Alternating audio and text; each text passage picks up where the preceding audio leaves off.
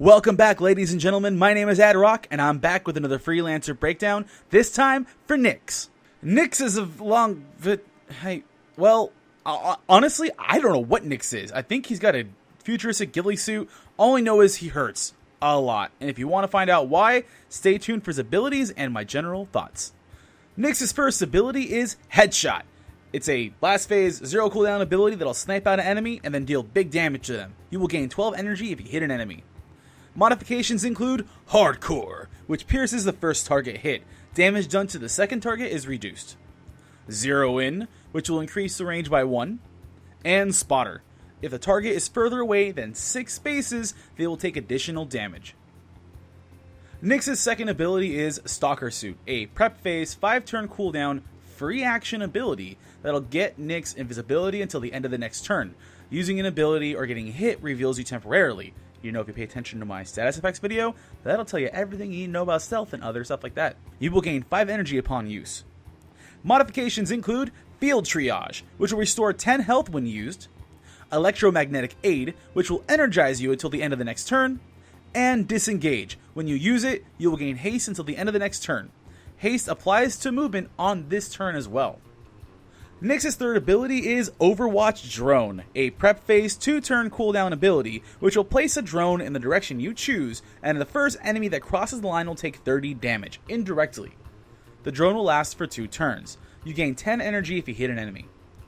Modifications include Watchful Eye, which will increase the drone duration by 1, making it 3 turns, High Velocity Round, which increases damage, Ammo Replication, which will hit all the targets that move through instead of the first one, and Drone Network, which will give you a second charge of Overwatch Drone. The drones recharge in 3 turns.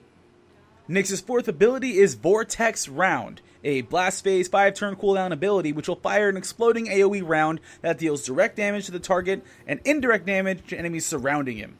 The main target is slowed for the turn. You gain 8 energy per enemy hit.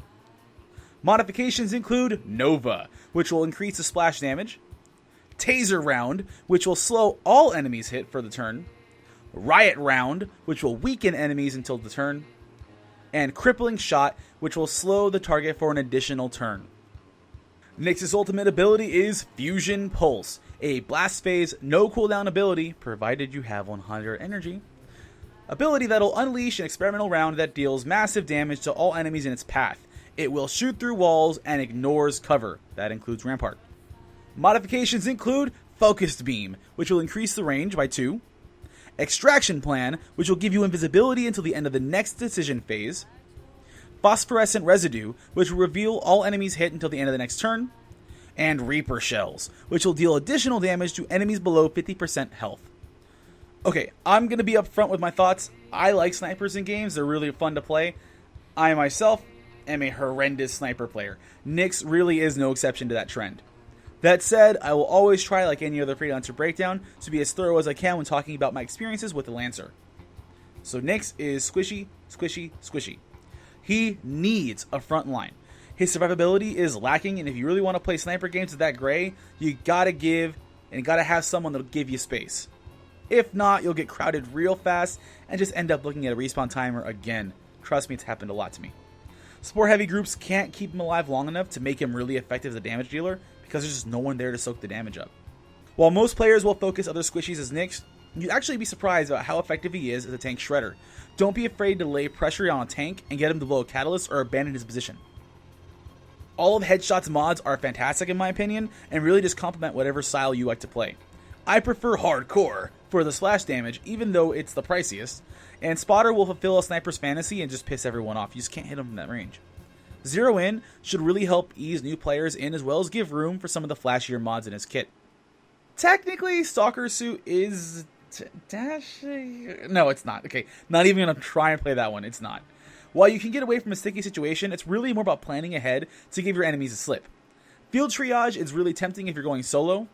Electromagnetic Aid will synergize really well with the rest of your kit with the constant damage for faster ults, and Disengage is the closest you'll get to a dash since you get an instant haste, which is always nice if you have to abandon a spot and reposition. Overwatch Drone is great if you gotta cover your 6, but be honest, most people, myself included, will use it as a leading shot and will try to zone people in with it. Most enemies forget about Watchful Eye, And that extra turn really does help and ends up tagging someone that just would think, oh, okay, I'm going to be fine. High velocity round is meh. I mean, there are better places to get more damage out. Ammo replication is really cool if you're great with its placement, but it's really expensive. But to be fair, it's actually a really good trade-off. Hitting every enemy instead of the first one for 3 mod points is really good. And Drone Network is really, really fun to use. And I've actually seen a lot of players, and the Reddit has seen a lot of posts early on, of players that can put out some amazing damage with just constantly setting down Overwatch drones. Vortex Round's AoE is okay. It's got a huge AoE splash damage, so it kind of belies the fact that its damage is meh. Its mods are actually quite useful. Taser Round might be far and away its best mod, and that AoE slow for everyone sets up so much in Atlas Reactor that it's almost imperative to have at least one person on your team with a somewhat reliable slow, and Vortex Rounds is great for that.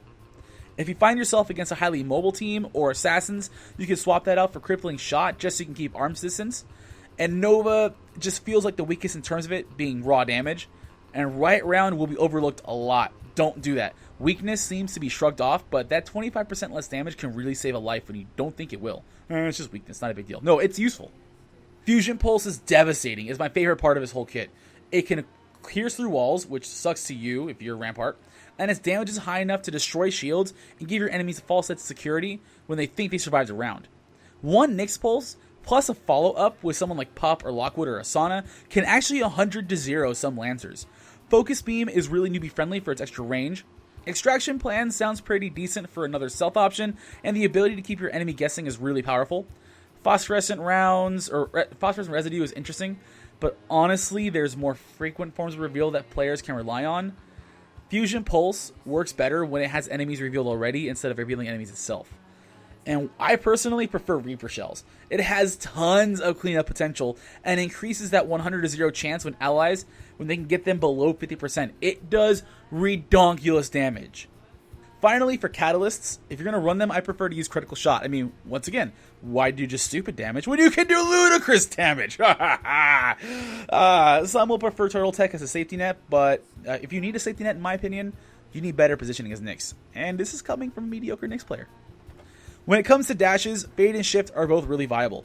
Where Fade can give you a chance to juke enemies with the stealth, Shift can cover more ground for better repositioning. Finally, I think NIX's cooldowns are decent enough that you'll actually be doing enough damage with Headshot to not even notice the 4 and 5 round cooldowns. So I prefer to go with Second Wind to take that break from the action, then go with Brain Juice. Some people will prefer that than Second Wind for getting more abilities out, but, you know, it's your own vice. And once again, that concludes another edition of Freelancer Breakdown with Adrock, this time featuring NIX. If you have any questions or comments or concerns, always leave them in whatever comment section you find this in. I promise you I'm probably watching it, and I always want to make this video series better for anyone that watches it. Until then, I will catch you guys later. Peace.